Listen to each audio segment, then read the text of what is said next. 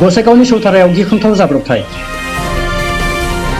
दिनै फुङाव खारबाय थानाय ट्रेननिफ्राय गोग्लैनानै सासे सेंग्रानि जिउ खहा। थैनाय सेंग्राया धुबुरी जिल्लानि बिलासिपारा गवालेश्वरनि थागिबि निजाम आली मुंजों सिनायथि मोननाय जादों। लोगो सानैजों लोगोसे सेकान्द्राबादनिफ्राय क'क्राझारसिम फैगासिनो दंमोन होननानै मिथिनाय जादों। गावनि न'सिम फैफिननाय समावनो सौथारा रेल स्टेशन खाथियाव चलन्त ट्रेननिफ्राय गोग्लैनानै जिउ गोमायो सेंग्राया। क'क्राझार रेल स्टेशनाव ओंखारनो बाथ्रा दङमोन। खौराङाव मोननाय बादिब्ला हासुनो थांनाय समावनो जाथाया जादों होननानै मिथिनाय जादों। लोगोनि गोग्लैनायखौ मिन्थिनानै गुबुन सासे लोगोआ ट्रेननि चेनखौ बोनानै ट्रेनखौ लाखियो। जाथाय जानाय जायगायाव रेल पुलिसआ थांनानै गोथै देहाखौ बोखाङो। মোৰ 8:30 মানত এটা ফোন আহিল, আপোনালোকৰ চৌতাৰা ৰেল গেটৰ ওচৰতে ট্ৰেইনৰ পৰা মানুহ এটা পৰি মৰিলে। মোৰ ঘৰ চৌতাৰা ৰেল ষ্টেচনৰ ওচৰতে।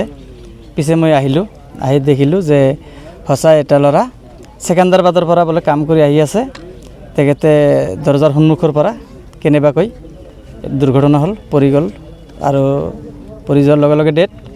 আৰু যিজন ল'ৰা ইতিমধ্যে মানে ডেথ হৈছে বা মৃত্যুবৰণ কৰিছে, তাৰ নামটো আমি শুনিলোঁ। তাৰ নাম হ'ল নিজাম আলী, 19 বছৰ বয়স।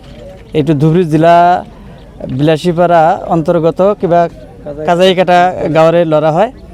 আৰু তাৰ লগত দুজন সহকৰ্মী আছিল। সেই দুজনে আৰু কি কৰিলে, লগে লগে তেখেতে গাড়ীৰ আমি শুনামতে চেইন টানি ৰখাই পেলাই নামি আহি এই ডেড বডিৰ ওচৰত তেখেতে আহি আৰু উপস্থিত হৈছে। আৰু তেখেতৰ পৰা আমি জানিব পাৰিলোঁ তেখেতে আজি 3-4 মাহমান আগত ছেকেণ্ডাৰবাদ কামত গৈছিল। কৰ্মসূত্ৰে কাম কৰি ঘৰমুৱা হৈ আজি এনেকুৱা ট্ৰেইনৰ পৰা মানে পৰি মৃত্যুবৰণ কৰিবলগীয়া হ'ল। বৰ দুখ আৰু পৰিতাপৰ বিষয়, এইটো বহুত মানে বেয়া লাগিছে।